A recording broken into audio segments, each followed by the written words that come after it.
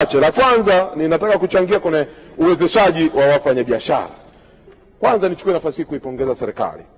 Ukiangalia kwenye Irani ya Chama cha Mapinduzi, Dr. Kitila Mkumbo tunakupongeza.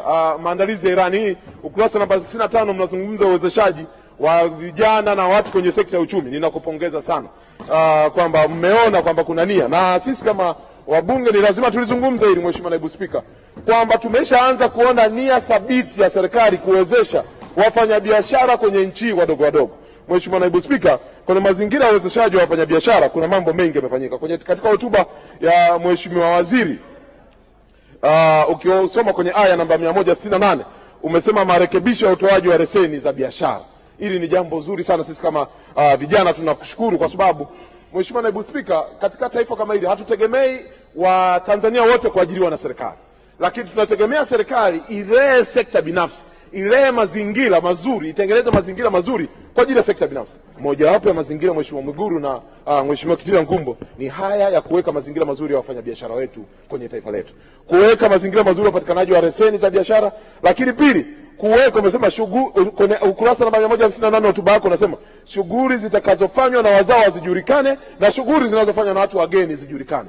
Kimekuwa ni kilio kikubwa sana cha wafanyabiashara pale Kariakoo kwamba tumekuwa tukiingiliwa na watu wa kutoka mataifa mengine wanafanya biashara ndogo ambazo zilikuwa zinafanywa na Watanzania. Hasa kwa hiki ambacho mmekisemea kwenye hotuba hii, ni dhahiri na ni wazi kwamba serikali imekusudia kupambana na hiyo sekta, kuhakikisha wafanyabiashara wetu wanakuwa na mazingira salama. Tunahitaji mwekezaji akija awe na uwekezaji wenye tija ambao Tanzania haupatikani, lakini sio kazi za Watanzania ambazo tumekuwa zikifanya. Tunakupongeza sana Mheshimiwa Waziri kwa mazingira haya ambayo umeyafanya, lakini pia nikupongeze kwa sababu mmesema juzi kwenye BOT mmezindua mfumo. Kulikuwa na kilio na azimio la bunge lilipita hapa kuhusu mikopo chechefu ambayo imekuwa ikiwaumiza wa Tanzania. Nichukue nafasi hii kumpongeza Totuba, kumpongeza gavana BOT Totuba, lakini pamoja na wewe waziri, kwa sababu wewe ndio yuko ndani ulichukua mawazo haya. Mmeanzisha mfumo wa kidijitali unaosema sema na benki kuu. Ninakupongeza sana. Taarifa. Asante sana Mheshimiwa Naibu Spika.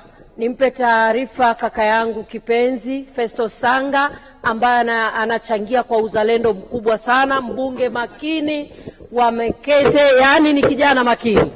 Kwa kweli tunamhitaji tena. Lakini niseme tu Mheshimiwa Spika, nimpongeze kaka yetu Mwigulu Nchemba, ambaye kupitia mikopo ya kausha damu wameweza kufuta taasisi 16 ambayo ilikuwa inaumiza wananchi, na sasa wananchi wako salama. Asante sana. Nilifikiri kaka yako kipenzi ni Profesa Ndekiremi. Mheshimiwa Festo, endelea. Huyu ni baba. Nashukuru Mheshimiwa Naibu Spika. Ninashukuru sana, na niseme wazi ninapokea taarifa ya Mheshimiwa mbunge, kwa sababu moja kati ya wabunge ambao wamekuwa mstari wa mbele kupigania kuhusu mikopo chechefu ni pamoja na Mheshimiwa mbunge. Kwa hiyo ninamuunga mkono sana, na nipongeze serikali kwamba kilikuwa ni kilio cha Watanzania kuhakikisha kwamba tunapambana na mikopo chechefu. BOT wamekuja na kitu kinaitwa sema na benki kuu. Haya ni mafanikio makubwa Mheshimiwa Waziri kwa serikali yetu kuhakikisha kwamba mnapambana. Watanzania wengi kuna changamoto ya elimu ya kiuchumi walionayo. Hawana wengi elimu ya kiuchumi, wamekuwa kikopo kwenye mikopo ambayo inawaumiza, lakini benki kuu imetafuta suluhisho hili. Niwapongeze sana Wizara ya Fedha kwa kazi ambayo mmeifanya.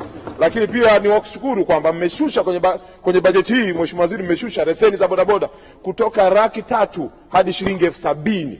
Ni kitu kikubwa sana kwa kusaidia vijana. Hivyo ndivyo sekta binafsi inavyolelewa, kuwasaidia na kuwatengenezea mazingira mazuri sana kwa ajili ya kuhakikisha kwamba wanapata huduma nzuri na kwa wakati na kwa unafuu. Na kwenye eneo la bodaboda, Mheshimiwa Waziri, ushauri wangu tu wa baadaye ambao ninatamani ni kwamba Wizara ya Mambo ya Ndani na Wizara ya Fedha muangalie ni namna gani Wizara ya Afya bodaboda, licha kwamba pia tumewashushia leseni, upatikanaji wa leseni kutoka shilingi shilingi Laki3 hadi shilingi 70,000 hadi 30,000. Mheshimiwa Waziri, tuombe kwamba bodaboda, kwa sababu kwa takwimu na ripoti ya Wizara ya Mambo ya Ndani ilipotoa, vifo za takriban 1400 vimejitokeza vya bodaboda. Sasa tutamani jinsi gani ya kukaa na bodaboda kuwaunganishia bima ya afya pamoja na leseni yao iwe inasomeka katika mfumo mmoja, ili bodaboda wanapopata leseni hapo hapo ndani yake kuwepo na bima ya afya, kwa sababu ni moja kati ya maeneo ambapo watu vijana wanapata sana ajali. Lakini hii itatusaidia kuhakikisha hata wale ambao wamekuwa na changamoto ya matibabu, kwa sababu wengi bodaboda hizi wanachukua za matajiri wao wanakuwa hawana uwezo, tuweze kulichukua hii hoja ya kwamba bima afya iwe na package ndani yake ya kuhakikisha kwamba anapata leseni humo na ndani yake anapata bima afya, ili tusaidie bodaboda wa taifa letu, Mheshimiwa Waziri. Lakini jambo lingine ni washukuru kwa niaba ya wafanyabiashara wa mahoteli na wafanyabiashara wadogodogo kushusha service levy kutoka 0.3 hadi 0.25, lakini kutoka 10% hadi 2%. Kwa kweli mmefanya jambo kubwa sana Wizara ya Fedha.